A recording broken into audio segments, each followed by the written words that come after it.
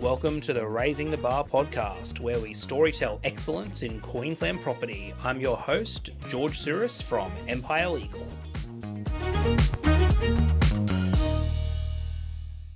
Hey Vass, welcome to the Raising the Bar podcast. Thanks, George, for having me. Good to see you again. You've been on tour to all of our offices over the years. Yeah, I was first time in Spring Hill. Talking to you about that before. Went to saw you at the Burleigh office first. I think I worked there for a day. Yep. We did our own little video down at Manly. We did. Made the trifecta now. Made it to Spring Hill, even though it's the closest in the one big to smoke, me. mate. In the big smoke in the CBD. Yeah, close to your office as well. Yeah. Well, mate, VMS Town Planning. How long you been around now? It's been a few years. This is actually our fourth year in business. So, but been a planner for 12 years now. Yeah, man, I remember when we reconnected after high school, went to high school together, actually, a bit of a fun fact, and we're from the same Greek island as well, which is pretty cool. Shout out to Kithida. I remember you were working on some big projects, man. Did you work on West Village? Yeah, is that right? House. We're working as the planners and the surveyors at my previous firm, but obviously as a planner on all of the West Village master plan. So pretty much from the very beginning. Yeah, with the overarching master plan. Yep. And then all the subsequent approvals after that, the towers, the commercial, heritage buildings, and the like. So a whole lot of different things. It's not just resi, there's commercial, there's park, green space, all sorts of stuff. Yeah, there's a lot going on there. You've done stuff of that size, literal tower developments, right down to mum and dad splitter blocks. Yeah. Character houses and carports even. Yeah. Splitter blocks as well. So typical 800s of sorts, splitting to 400s, 10 metre frontages. Hold that thought, actually. We'll jump into that. That's one of the topics I want to talk with you about today. Awesome. Look, guys, Raising the Bar podcast, storytelling excellence in Queensland property. We think you're pretty excellent. Appreciate that. Didn't know that was the name of it, but yeah. Yep. That's where storytelling excellence. Some people may also know of PropCheck. Vass also created PropCheck a few years ago, which is a tool to help buyers do due diligence in an easy, comprehensive report. How long's that been around? 3-4 years as well? Yeah, similar. So we launched it not too long after launching VMS. But obviously it was an idea and in the works for quite a number of years before that. But awesome idea, mate. Considering we'd be doing dial before your digs and waiting for maps to come. And it's a very, very cool product. At Empire, we use PropCheck whenever we can. So cool news. I hear you're expanding beyond Brisbane City Council, mate. I hear that's close. We are. We've got Logan City Council ready to go, just doing some final tests. And what we're going to do is, because we're so close on Gold Coast as well, as a region, we're going to launch Logan and Gold Coast together. Hopefully by the end of the month is the We're waiting, mate. We're keen. We're very keen. For those that may have no idea what a PropCheck means, because this isn't the goal of today, but it is important, maybe just 30 seconds on what PropCheck does, and then we'll jump into your town planning side of things. Look, it's sort of what I do, but just a lot quicker. We've automated all the town planning searches I would normally do for a client, from state government searches, council searches, infrastructure searches. So that's zoning, easement, flooding, things like that. Yeah, heritage, protection zones, and it's all with a nice pretty map. It shows where the property is, where the assets are, explains what's going on. So it tells you all that information in relation to your property, a bit of context around the property. You can see what's going on. Shows you where all your services are as well, your sewer, your water, your stormwater, all the important things, whether you're developing or just looking to buy or sell. Yeah, true. Could even be, I want to put a pool in. Is there going to be an asset in the way, like an easement or a stormwater or something? That's exactly right. So we've just packaged it up nice into a pretty good looking report. Everyone likes to see their own house on a map. Yeah, it's exactly and right. I've used it for my personal purchases, and we use it as Empire. We're a partner with PropCheck. Every opportunity we get to use one, we give that to our buyers, because obviously knowledge is power. And as part of that due diligence process, it makes it nice and easy. And I appreciate the support as always. Yeah. Well, let's jump into the town planning side. So I want to talk about a couple of different topics. We'll try and sandbox them to about 10 minutes each. And obviously the goal here is just to add value for whoever may be out there listening. I do have a little cheat sheet down here, so I'm going to get down and have a little look. Oh, you didn't bring me a cheat sheet. So you don't need it, mate. You know all this stuff like the back of your hand. All right, let's talk about town planning. Majority of clients that come through the Empire Legal audience are just regular mums and dads. We obviously help people buy and sell across Queensland. A really hot topic is a splittable block. We always hear, especially within the Greek communities that we're in as well, everyone wants to buy a chopper block, a splitter block, something where they can chop, develop, make money. Let's zoom right out and go, what is a splittable block? I know that's a very broad question, but let's throw over to you. Well, just at a really high level, just really quickly, if people didn't know, town planning is legislated at a state level. So if you can do town planning or developments in Brisbane, you can do it in any council in Queensland because the hierarchy is from the state level. Okay. So with that being said, they are trying to standardise to a certain degree across the councils with their zonings and the like. But every council has things that are different, so you're not going to get coastal hazard issues in Toowoomba. True. But it all comes from a state level. Correct. And what then the local governments has their planning rules as well. Okay. So you've got the state legislation and mapping, Yep. council specific zoning and overlays, and neighbourhood or local plans as well that can dictate things. Okay, and they're all different based on the they sort of councils. tie in together, that's Okay. right. So Yep. generally in Queensland, and we might be more specific in probably Brisbane just for this example. Okay, so let's stick with Brisbane City Council for now. Yeah, because and this will apply in terms of the general rules across the councils, but we'll use Brisbane as an example. Okay, cool. You start sort of with your zoning in terms of looking to subdivide, looking for a splitter block. Yep. Because the zoning will dictate the minimum lot size. So what that means is what is the minimum land area you can subdivide the block down to. So low density residential, which is your normal suburban residential areas, is generally a minimum of 400 square metres. And the other aspect to that is frontage width or lot width. So 400 square metres of land and 10 metres of frontage. So when looking for a splitter block, for example, you'd be generally looking for an 800 square metre block more. Yep. So this is the formula. So if it's less than an 800, chances are it's probably not going to be splittable. Highly unlikely. There are instances that you can. Okay. So generally 800 square metres, 20 metre frontage is the rule of thumb in low density residential. Yep. There are some different rules around, say, character zoning. It talks about 450 square metres opposed to 400, but the frontages remain the same. Just to be clear, an 800 block with a 20 metre frontage could turn into a 400 block with a 10 metre frontage. Correct. As a general rule of thumb. As a general rule of thumb. Okay, so that's what developers and mum and dad people are looking for. Generally looking for, But then you've got a whole string of issues. I guess if there's a house with a character overlay, do you move it? Can you demolish it? There's a whole nother different level there, isn't there? That's right. So the zoning generally would dictate land size and frontage width. Yep. You then have to obviously look at what overlays. Does it flood? Are there any easements that impede potential development?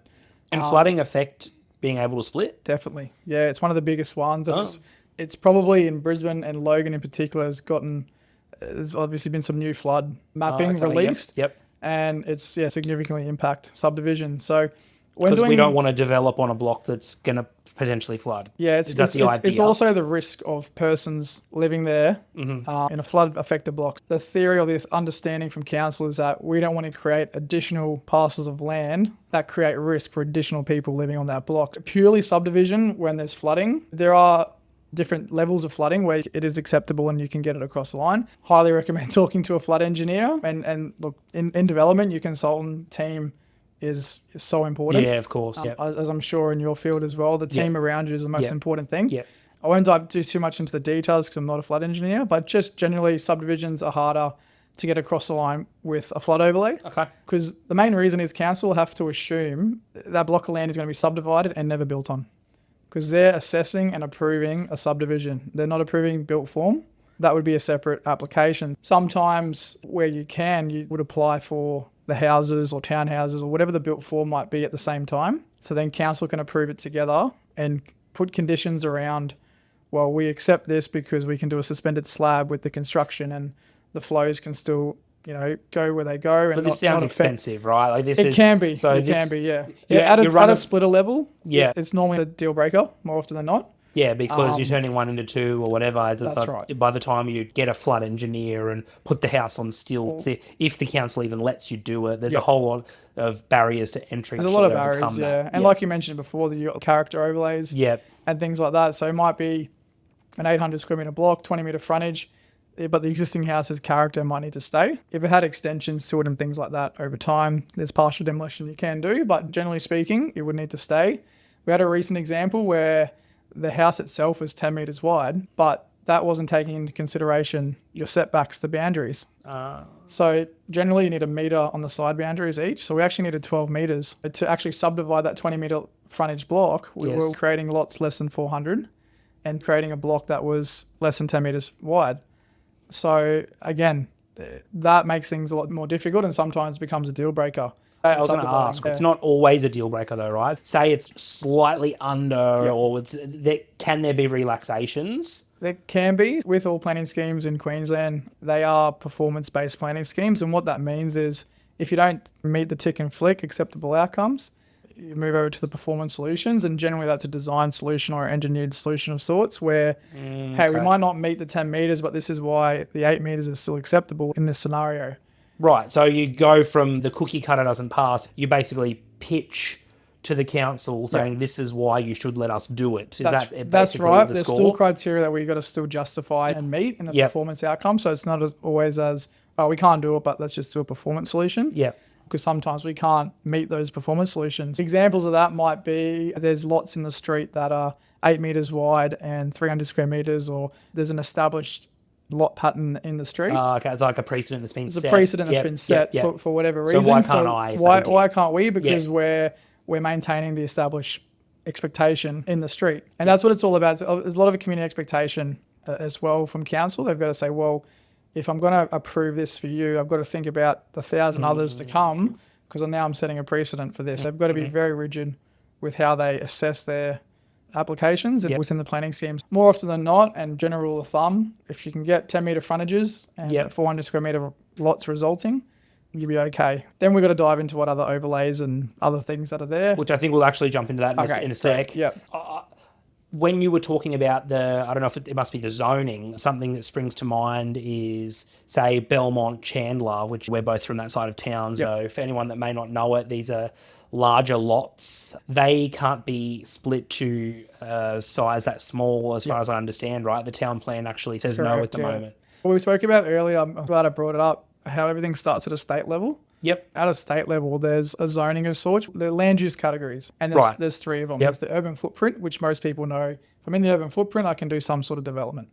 Which is what, like in the city area, not in the bush or not in the country. Pretty much, that's right. Yeah. Then you've got rural living, which is generally your rural residential areas, so your 4,000, 8,000, 10,000 square metre blocks. Right, huge. Yeah. Where you can subdivide at a council level as long as you're in the rural living and you meet the lot sizes. So there's some strict rules around what you can and can't do in those areas. And then there's the regional landscape and production area. So that's on a map, that's the green area. So that's everyone relates that to being outside of the urban footprint. Okay. So outside of the urban area, which is the pink mapping. Yep. Those areas in Belmont that I think you're talking about and Chandler are outside the urban footprint. So then the green mapping. Really? Yeah. I wouldn't have guessed that. Yeah. They're in the old, back in the day, before my time of being a planner, that was the old green belt around Brisbane they wanted to make. Right, okay. Which is pretty much all that's what's left of it, other than that guard is held. And those sort of areas, Yeah, so we're talking big blocks of land. Yeah. Yeah. I don't know what the minimum size is. I don't know if... the minimum size subdivided is 100 hectares. It's totally different to you look at now. Most people are building on 400 blocks, aren't they? If you're in Brisbane City Council and you can find yourself one of these splitter blocks and chop it, you're building on a 400 block. I mean, if you've got any real grass in your backyard these days, you're probably pretty well off, or you're living way away from Brisbane City. Well, we actually did a split of our own, and we've got 350 square metre blocks, and I can explain that because that was in low density residential. We've got 10 metre frontages. Yep. But we're also 350 square metres. We've got AstroTurf at the back, and then tiles around the pool. Greek style, yeah. Just hosing the concrete, Yeah, pretty much. So there are some exceptions to the rules, just jumping back to that, and a lot of that is around walking distance to centres, shopping centres. Yep. And it's becoming more common knowledge around these. There are some very specific rules. Is it like 300 metres or something like that? 200 metres walking distance. There you go, 200. Yeah. And the walking distance is a defined term. Back in the day, it used to be as the crow flies, and you could cross Logan Road 4 lanes just at any point. And jump the fence in the middle. Yep. So now it's from a safety perspective. Council saying, well, okay, you can't just cross a busy road. If it's a lower order road, no worries, you can cross at a point. But those ones, you've got to go to the lights, come back. Oh, wow. Around. And that's a longer route. That's right. So then some of those blocks that you thought might be subdividable based on that rule, not necessarily. So look, the general rule of thumb with those ones is it's around the zoning, not necessarily whether there's shops or not. So there are cases where there's existing shops and the 2 houses next door in the same zone, even though they're not shops. It's all in the zoning. So they can be developed as commercial. Right. That combined area of commercial space, centre zoning, needs to be minimum 2,000 square metres before it even qualifies. Yeah, so there's so much to this, right? There's so much, And this is where I guess to probably a small extent, the PropCheck might be a good start, right? That's right. So if you're a mum and dad, what I'm trying to get at here is we look at these splitter blocks. it's not as easy as it sounds. That's sort of the angle that I've personally taken is everyone wants to be a developer and chop up a block. And look, I live in property. I do all day and night. I'm a property lawyer. Yeah. Even some of this stuff you're saying, my eyes are starting to glaze. I'm like, man, what is he talking about? Well, it's a hard thing. This is what you live and breathe, right? There's so many bits of law legislation that goes into being allowed to do this. Yeah, I've had clients and friends go, can you give me like a cheat sheet or what to look for? Yeah. I mean, this is what this podcast is about today, and I'm trying my best to give that. Yeah, but it's not that simple. It's not that simple. Yeah, like, and you're a professional. You went to university to become a town planner to give this advice. Yeah. Yeah. But look, there are starting points and general rules of thumb. We speak about 800 square meters, 20 meter frontage. Start with that. There's exceptions to the rule. So we could subdivide down to 300 square meters. So we split a 700 into two 350s with that walking distance rule. Other zonings like low medium density, where you typically see units and townhouses, you can actually go down to 260 square meters and a 7 meter frontage. Wow. That's all around density. So that's different dwelling typologies. So instead of the unit development or townhouse might not be feasible, but I'm going to split into three 260 square meter blocks to build, your freestanding townhouses. Yeah. So there's different rules and different things to look for. And like you said, bit of a plug, but the first check I get a lot of my clients to do, all my clients, is can you download the PropCheck report? It'll give you a very quick snapshot on zoning, all those rules, all those things to think about. Like zoomed out, and you can That's right. You can understand what's going on, which way it's sloping. Exactly right. Yeah, cut it. If it's not eligible, we can quickly bin it and look for something else. And that's cost saving for the client, right? Because I imagine you get every day of the week, and I'm guilty of this too, emailing Vass going, hey mate, what about this property? And you actually said to me, do the PropCheck. Do the PropCheck. Yeah, and that's a really good start, isn't it? Yeah. It's not cheap to engage someone that does professional services. No. At the end of the day, you need to have a semi-qualified property to look at, or at least help educate your clients down the path of what to look for. Yeah. We provide detailed town planning investigations off the back of a PropCheck report, which obviously at a higher price. PropCheck's $49 a report. Which no town planner's working for $49. No, including me. No, fair enough, mate. Yeah. But look, what I do for my clients is download the PropCheck report. It'll give you the snapshot. It'll also enable me to give you quicker advice. Send the report to me, then we can have a discussion about it. Yeah. And for $49, I'm not charging you for our phone call, you know what I mean? So it's a bit of a give and take, and my clients obviously respect that, and they'll get the report. We've had a look at it. Tell me what you think. We have a quick chat. Yeah, and then you might have a quick look and go, floodplain, forget about it. Yeah, well, these are things that need to consider, or hey, yes, we can do it, but this is where I think the costs are going to go a bit higher, or dive into the next layer. Exactly right. Yeah. We qualify it basically, or, bin it or disqualify it, and move on to the next one, or let's look at the next steps. Speaking of moving on, I'm just conscious of our time. Yes. Let's wrap up that for splittable blocks. Yep. Little segue. What is the M for in VMS? Is it your middle name? No, it's not. Oh. No, it's actually my wife's name. Ah, that makes sense. Okay. So, I was thinking about that this morning. I think I know what the V and the S stand for. Yeah. What's the M? Yeah, Melina. Melina, there you go. So VMS. Little shout out to her. Vass and Melina Stammes. There you go. Yep. All right, cool. Now, next thing I've got is hidden things to watch out for that can increase the costs. For example, slope of land, connection of services, heritage, etc. So I'm an everyday Joe. I'm thinking of splitting a block. I've never done this before. What am I looking out for? I'm guessing it's probably the things that pop up in your report, the main sort of things that stick out, right? Yeah. So where do people come unstuck? I've heard stories of people, they've bought these two blocks next to each other. This is a real story. Clients of ours in Maruka, they bought two blocks. I think they were trying to turn 2 into 3. The problem being there was a crazy slope or something, and they, for whatever reason, couldn't get the services on their properties. They had to use the neighbour's property.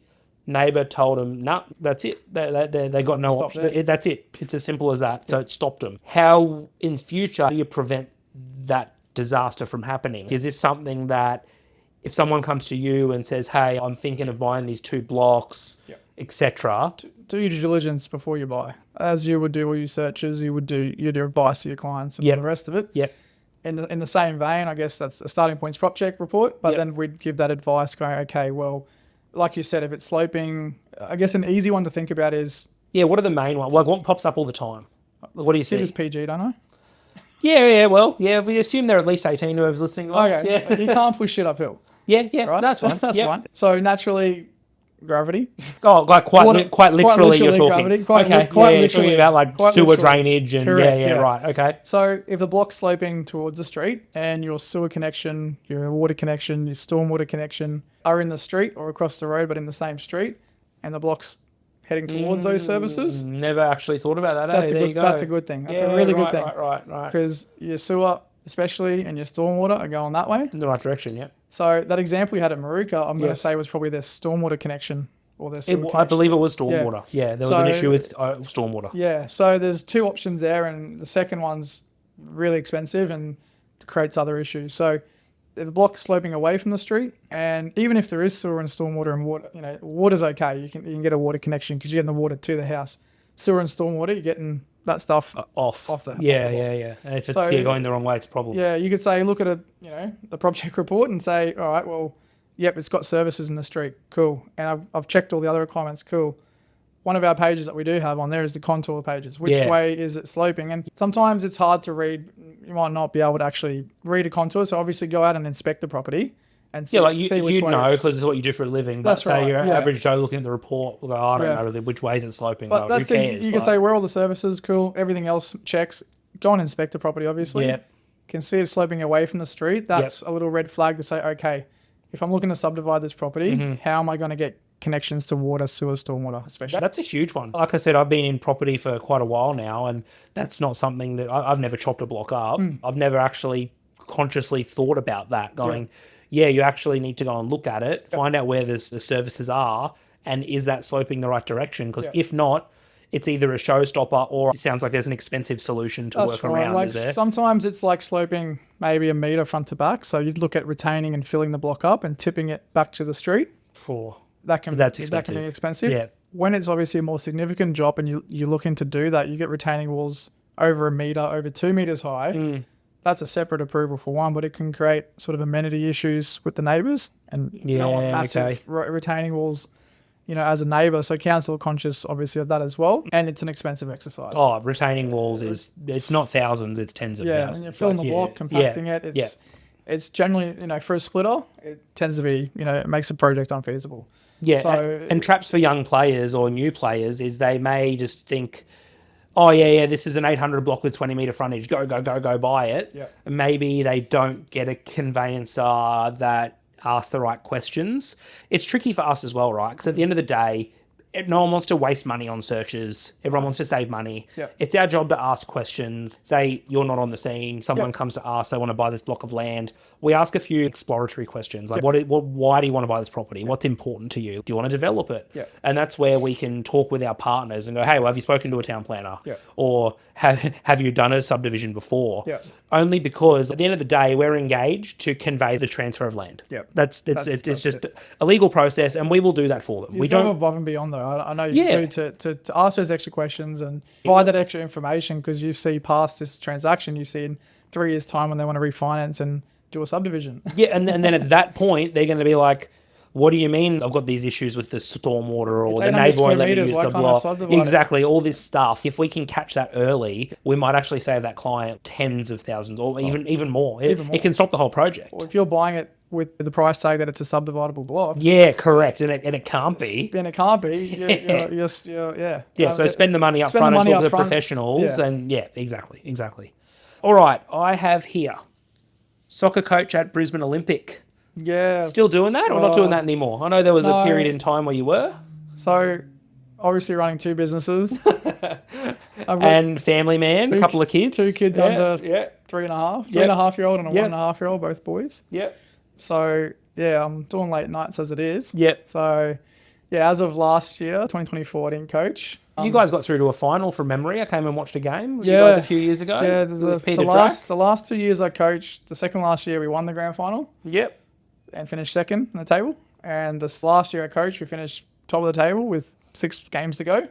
Had a very good team. Wow, so you went out with a bang, mate. You went out at the top. But we didn't win the grand final. That was a childhood club for myself and a lot of the Greek community. So that's pretty cool, mate. Yeah, I don't know how you found the time to do that. And that's part of the reason. It was obviously, unfortunately, it's my passion, but it's the thing I had to give up. Later in life, mate. Later in life. That's all right. My eldest will be playing soon, so it'll give me an excuse to go back down there. But I'm still somewhat involved in the club. Great memories and can't wait for my kids to go and play. Yeah, me too, mate. Me too. The next circle of life, eh? That's it. The next gen. All right, let's jump into the last topic I've got. I have process / chronology / timeline of splitting and rough costs. I know this is a huge how long's a piece of string question. And we spoke about things like retaining and all the rest of it. And just quickly going back to that point of if you can get the neighbour to give you permission, they might go, well, what's in it for me, right? Then we're talking about easement documents and formalising that. Yeah. All of that. You might have to pay compensation. That's exactly right. Yep. So general splitter in terms of process. And we're talking generally here, Very right? generally, like, yeah. Just generally speaking. If someone's like, I want to do a chop, like how much does it cost? How long does it take? Yeah, and I get the question every week. Yeah, there you go. I'm sure you get some of it too. Yeah, I tell them to call you. Yeah. That's must be the I've got no idea, I can understand now. Yeah. Do your DD before you even buy it. Yeah. Try and get a DD clause or do it while you're negotiating or putting in an offer or before you get too excited and get it under too contract. Excited, Yeah. Because those sorts of things you can start to look for, obviously, land zoning, land size, frontage. Then where are your services? Which way does the block slope? Is there street trees? So subdividing into two, you got to put 2 new driveways. And what if you got a tree that can't be removed? You got a problem. We've done that before. There's so much to think about. There's so much to think about. We've done one in Carina, actually, Carina Heights, where he thought about again, he did everything right. This is sort of out of his control. He did all his research up front. 2 years later, he came to me and said, let's subdivide. But also Vass Council just recently installed a bus stop in front of my house. That wasn't there at the time. That wasn't there at the time of the advice. So shocker. obviously update your advice if you're going to be waiting years. Or if you get a letter of that nature, talk to your town planner straight away and say, hey, what does this mean? Does that change anything? Can you get a DA in and get it approved? And then if that was the case, they may not have put the bus stop there? Or not necessarily? If it was already, and this is so if that was in, it would have been okay? Yeah, so interesting. He could have potentially gone and got the approval. Yep. Because subdivision approvals last 4 years. So in terms of, we'll get to the costing, but the DA cost, obviously, it's the most important part because it locks That's in the your go approval. ahead for the project. But it's probably your smallest cost in the actual getting to titles and everything in between. Okay. Yep. So you could have gotten the approval and council might have put the bus stop somewhere else. Or we could have engaged earlier with council and say, this is what we're thinking of doing. Can we move it, make it smaller, whatever it might be. But in that scenario, we had to be a bit clever and actually use an existing driveway. And we actually implemented an access easement over the front 8 metres of both blocks. So cars could use the same driveway, maneuver in that concreted area at the front, which had an easement. And then the houses got built back behind it. So we were still able to subdivide it. And there's still 2 separate title, 2 separate lots, Correct. and there's just that shared easement. Okay, so that's the way around it. So it's not a duplex or anything like that. It's still separate. Still freehold. Yep. But obviously not as ideal as 2 blocks with separate access to no easement. So it might hinder some of the value there, but it's still Carina Heights. Do your due diligence up front, and if time passes, check in. You know, hey, we're still thinking of doing this. Has anything changed or anything of that nature? And sometimes it changed for the better. Sometimes zoning changes and I can do 3 blocks now. Yeah, okay, cool. You know? Yeah, I bought it as a splitter, but now the zoning's changed, I can do 3 lots.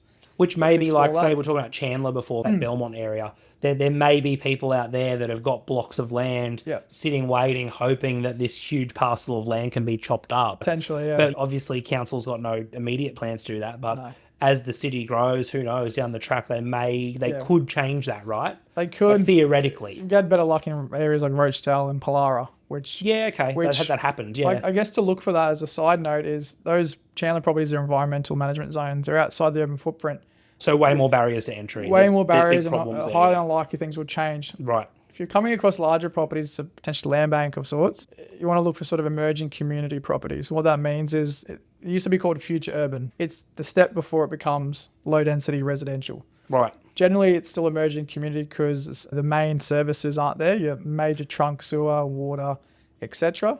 So it's future planning for 5, 10, 15 years. We're talking big blocks that might have like not a farmhouse, but big blocks of land. So Rochedale. Yeah, okay. That was all now it's all been community. chopped up. It's all been chopped up. Gotcha. That's right. Gotcha, and they normally put structure plans and neighbourhood plans over them to dictate what goes where, but they got blocks in there at 300 square metres and things like that. So and no of the, what was that overlay you said with Chandler? No, like environmental. No so that's a major showstopper. That's a major showstopper. And I think those Chandler areas, it might change in the future, but I think it's more of a lifestyle property now. Like, where can you buy acreage? Oh, man. That close to the city. You've got relatives from Melbourne going, how close are you? Yeah, how my close cousins, are those blocks? they had a place at Old Cleveland Road at Belmont there, and man, we used to go there every weekend, and we built BMX tracks. It was huge, next to the old Tommy's Egg Farm. It was awesome. So much land.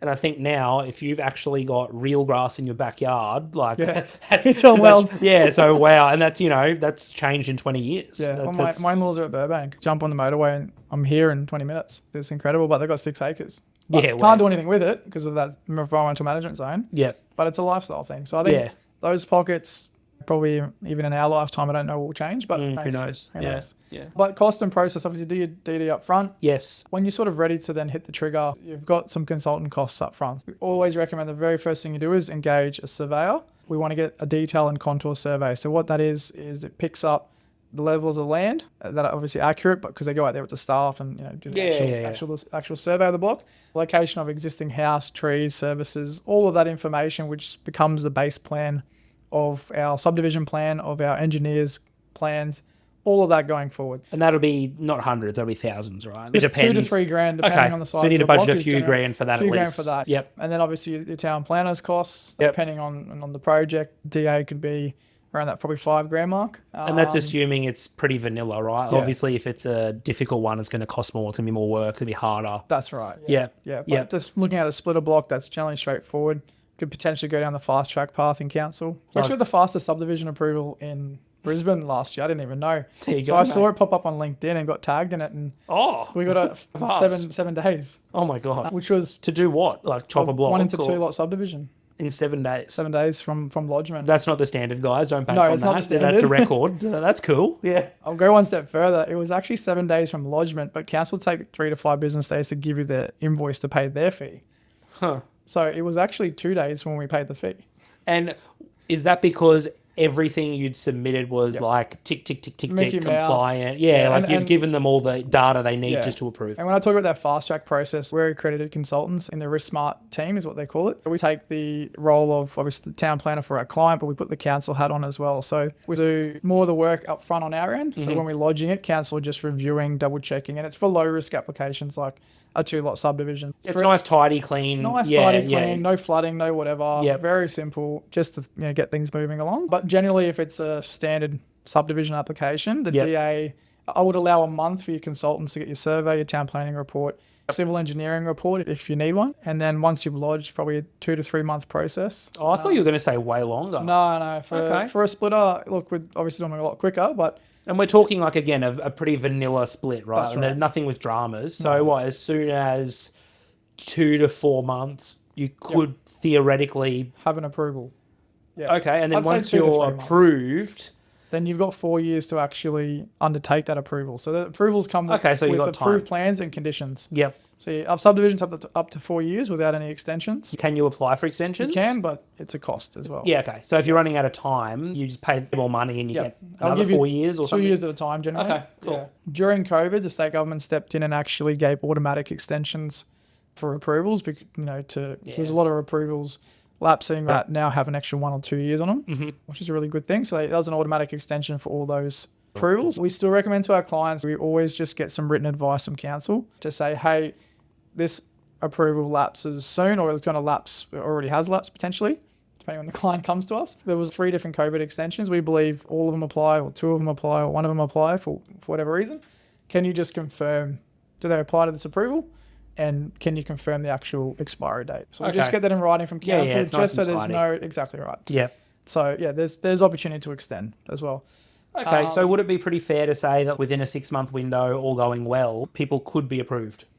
Providing there's no dramas. There's dramas, obviously, it's a whole different story. Something straightforward. If you're doing it in 6 months, I mean, for me, that's way too long. It should be 3 months. These people would be like, develop it. These guys are like, this is what they do, right? And this is the other thing. They want it fast. They've got to get out of the ground. That's right. So that's it. Getting your approval, I'd say probably 3 months for a 1 into 2, 3 to 4, including your time prior to lodging, is a very standard time frame. That's way faster than I thought. For code assessment, which means obviously we're not publicly advertising, it's a different ball game, and your general splitters aren't doing that. So is public, that'd be like a bigger project, right? It's a bigger project. It might affect the community, or people want to have their say. So not just a mum and dad chop. That's right. Yeah. I'd say 3 to 4 months for your approval process. And then there's conditions that come with those approvals, and you've got to go and meet those things. So For example, urban utilities look after water and sewage in Brisbane and Ipswich and a few other council areas. You then need to go and get water and sewer approvals for that. So the property might already have one water connection, one sewer connection, but each block has to be serviced individually. It could be subsequent approvals after that. Oh, so it's like a subject to. Okay, you're approved subject to meeting these conditions. Gotcha. These conditions are making sure each block has water, sewer, stormwater, power. And if there's a demo of the house, you can't have two lots with a house straddling the boundary because of the encroachment. So the house would have to be demolished before they give you titles when you get to that end of the process. So there's a few things to do post DA to meet the conditions of approval. Once they're all done, and a lot of that's on site works, they're clearing the site. If there's any retaining or fill or cut or anything like that to do, services, making sure it's all connected. You got to get the surveyor back out there to peg the new blocks and draft a new survey plan.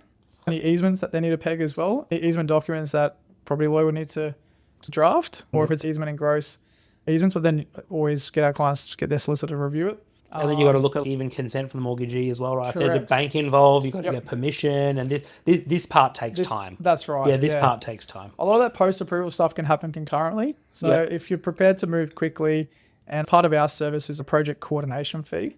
We obviously look after your DD and your DA, but we don't say, thank you very much, good luck after that. We want to see the project through, especially on those smaller scale sites and even up to 10 lot subdivisions, but definitely on your 1 into 2s, 1 into 3s. We offer that project coordination. So what that means is we assist in getting those post-DA approvals with urban utilities, quotes with electrical consultants because they got to get Energex approvals and MBN, talking to people like yourself. Working with the conveyancer. Working with the surveyors, getting quotes from consultants to help manage. It's a lot of moving parts. There's a lot of moving parts.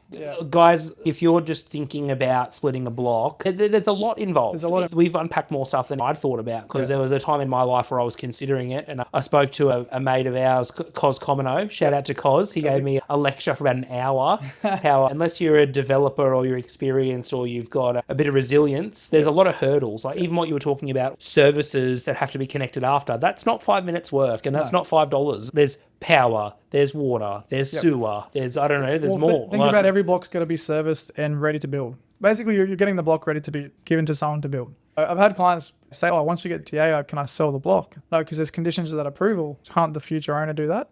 No, before council give you what's called plan ceiling approval, which is basically them saying, provide us all the evidence that you've met the conditions of approval. Yes. You've gotten everything in order, everything on site's connected, etc. A new survey plan.